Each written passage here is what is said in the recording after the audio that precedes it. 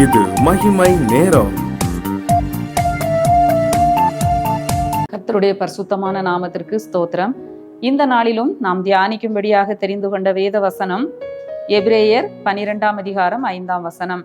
என் மகனே, கர்த்தருடைய சிட்சையை அற்பமாக எண்ணாதே, அவரால் கடிந்து கொள்ளப்படும் போது சோர்ந்து போகாதே. தொடர்ந்து நாம் எந்த காரியங்களிலெல்லாம் சோர்ந்து போகக்கூடாது என்று சொல்லி நாம் தியானித்து வருகிறோம். ஆபத்து காலத்தில் நாம் சோர்ந்து போகக்கூடாது. அடுத்ததாக நன்மை செய்கிறதிலே நாம் சோர்ந்து போகக்கூடாது. அடுத்தது மூன்றாவதுல நம்ம பார்க்கிற பொழுது நாம் ஜெபிப்பதிலே சோர்ந்து போகாமல் இருக்க வேண்டும் என்று சொல்லி நாம் தியானித்தோம்.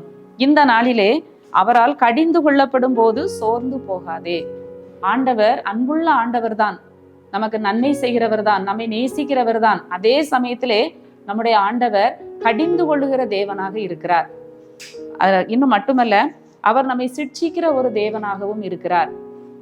அன்புள்ள ஆண்டவர், நன்மை செய்கிறவர், மன்னிக்கிறவர், விடுதலை கொடுக்கிறவர், எல்லா குணங்களும் ஆண்டவரிடத்திலே உண்டு. அதே சமயத்திலே நாம் தவறு செய்கிற பொழுது, நாம் பாவம் செய்கிற பொழுது, அவருக்கு பிரியமில்லாத வாழ்க்கை வாழ்கிற பொழுது ஆண்டவர் அவருடைய பிள்ளைகளை ஆண்டவர் கடிந்து கொள்ளுகிறார்.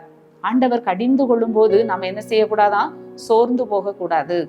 அநேக சிட்சைகளை ஆண்டவர் அனுப்புவார். நம்முடைய பாதை சரியில்லை, நம்ம வழி விலகி போகிறோம், நம்முடைய காரியங்கள் ஆண்டவருக்கு பிரியமாய் இருக்கவில்லை என்று சொல்லும் பொழுது ஆண்டவர் அநேக சிட்சைகளை நமக்கு அனுப்புகிறார். எப்படியாவது நாம் என்ன செய்ய வேண்டும்? உணர வேண்டும், அவருடைய வழிக்கு திரும்ப வேண்டும் என்று சொல்லி அநேக சிட்சைகளை நமக்கு அனுப்புகிறார். சில நேரங்கள்ல வியாதிகள் வரலாம், பலவீனங்கள் நமக்கு வரலாம், சில பொருளாதார பிரச்சனைகள் வரலாம். நாம் உணர்ந்து கொள்ள வேண்டும், இது ஒருவேளை கர்த்தருடைய சிட்சையாக இருக்கலாம், இது ஆண்டவர் என்னை கடிந்து கொள்ளுகிற காரியமாக இருக்கலாம் என்று சொல்லி நாம் அதை உணர வேண்டும். சோர்ந்து போகக்கூடாது என்று சொல்லி வசனம் சொல்லுகிறது. கர்த்தர் எவனிடத்தில் அன்பு கூறுகிறாரோ அவனை என்ன செய்கிறார்? சிட்சித்து தாம் சேர்த்து கொள்ளுகிற எந்த மகனையும் தண்டிக்கிறார். பிள்ளைகள் தவறு செய்கிற பொழுது பெற்றோர்கள் நிச்சயமா நம்ம என்ன செய்வோம்? கண்டிப்போம், பிள்ளைகளை நம்ம கடிந்து கொள்ளுவோம். பிள்ளைகளுடைய காரியங்கள் தவறுதலாக இருக்கிற பொழுது நிச்சயமாக உண்மையான பெற்றோர்கள் பிள்ளைகள் தவறு செய்கிற பொழுது பிள்ளைகளை கடிந்து கொள்ளுவார்கள். அதே போல ஆசிரியர்கள் என்ன செய்வாங்க? பிள்ளைகளுடைய வழி சரியில்லை, படிக்கிற பிள்ளைகள் சரியில்லைன்னு சொல்லி சொன்னா நிச்சயமாக பிள்ளைகளை கடிந்து கொள்வார்கள். எதற்காக? அவர்களுடைய பிரயோஜனத்திற்காக, அவர்களை நல்வழிப்படுத்துவதற்காகத்தான் அநேக சிட்சைகளை, அடிகளை, சில கடுமையான சொற்களை உபயோகப்படுத்துவது உண்டு. அவர்களை அழிப்பதற்காக அல்ல, அவர்களை திருத்துவதற்காக, நல்வழிப்படுத்துவதற்காக, அவர்களை உணர்த்துவதற்காக சிட்சைகளை கொடுக்கிறதை நாம பார்க்கிறோம். எல்லாருக்கும் கிடைக்கிற சிட்சை நமக்கு கிடைக்கலன்னா அடுத்த வசனத்துல நம்ம பார்க்கிறோம், நம்ம எப்படி இருப்போமா? வேசி பிள்ளைகளாக நாம் இருப்போம். நம்ம சிட்சையை சகிக்கிறவர்களாக இருந்தால் தேவன் உங்களை புத்திரராக எண்ணி நடத்துகிறார். தகப்பன் சிட்சியாத புத்திரன் உண்டோ?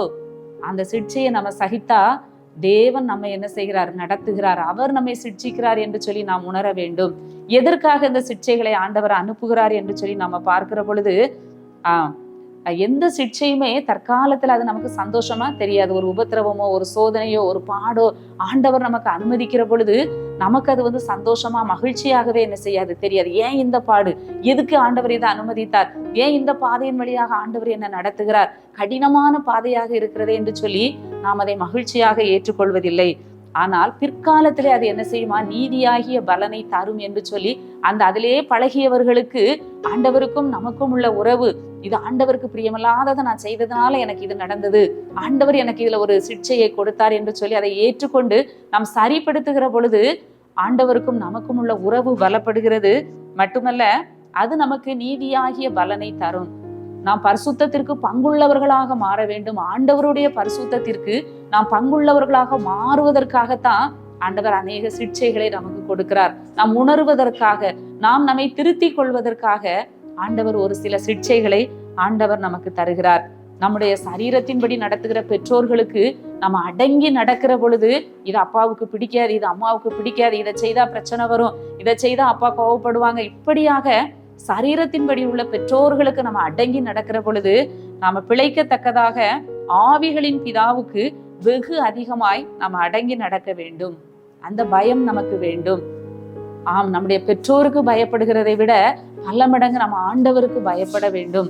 இது ஆண்டவருக்கு பிரியமில்லாத செயல், நான் நடக்கிற பாதை ஆண்டவருக்கு பிரியமில்லாத பாதை என்று சொல்லி நம்ம நினைத்து நாம் அதிலிருந்து நம்ம விலகி வருகிற பொழுது ஆண்டவருடைய சிட்சையை நாம என்ன செய்கிறோம்? ஏற்றுக்கொள்ளுகிறோம்.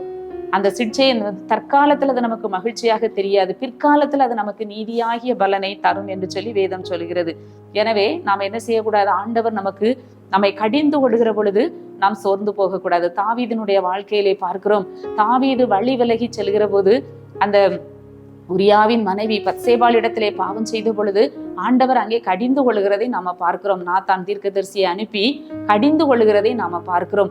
அடுத்து ஒரு சிட்சையை ஆண்டவர் கொடுக்கிறார். இந்த தாவீதுக்கும் அந்த பத்சேபாளுக்கும் பிறந்த அந்த குழந்தை சாகிறது. ஆண்டவர் அந்த குழந்தையை அடிக்கிறார். அது வியாதிப்பட்டு கேவலமா இருந்தது என்று சொல்லி பார்க்கிறோம். ஆம், கடிந்து கொள்ளுகிற தேவன், சிட்சிக்கிற தேவன். அவர் கடிந்து கொள்ளுகிறார், சிட்சிக்கிறார். அதோடு அந்த சிட்சித்து நம்மை கடிந்து கொள்வதோடு மாத்திரமல்ல, தாவீது உணர்கிறார், நான் பாவம் செய்தேன் ஆண்டவரே என்று சொல்லி உணர்கிற பொழுது அந்த கடிந்து கொள்ளுதல் சிட்சித்தலை அவர் உணர்ந்து மனஸ்தாபப்படுகிறார், மனம் திரும்புகிறார். பின்னால நம்ம பார்க்கிறோம், ஒரு சாலமோனை கொடுத்து அவனை மகிழ்ச்சி படுத்துகிறதை நம்ம பார்க்கிறோம். நம்முடைய வாழ்க்கையிலும் கூட ஏதோ ஒரு விதத்திலே பலவீனமோ, ஏதோ ஒரு கஷ்டத்தின் பாதையில் ஆண்டவர் நம்மை நடத்துகிறார் என்று சொன்னால், ஆண்டவரே எந்த விதத்திலே நான் தவறி இருக்கிறேன், எந்த விதத்திலே நான் ஆண்டவரே உமக்கு விரோதமாக பாவம் செய்திருக்கிறேன் என்று சொல்லி நாம் நம்மை சீர்தூக்கி பார்க்கிற பொழுது ஆண்டவர் நம்ம என்ன செய்கிறார்? கடிந்து கொண்டாலும் அவர் என்ன செய்கிறார்? தகப்பன் தன் பிள்ளைக்கு இறங்குகிறது போல் அவர் நமக்கு இறங்குகிறார். பிள்ளைய சாகணும், பிள்ளைய கொல்லணும்னு சொல்லி எந்த பெற்றோரும் என்ன செய்ய மாட்டாங்க, கண்டிக்க மாட்டாங்க, அடிக்க மாட்டாங்க. அந்த பிள்ளைக்கு உணரணும், பிள்ளைக்கு நன்மையாகவே தான் எல்லா காரியத்தையும் செய்வாங்க. அது போலதான் ஆண்டவரும். அதனால இந்த வசனம் என்ன சொல்கிறது?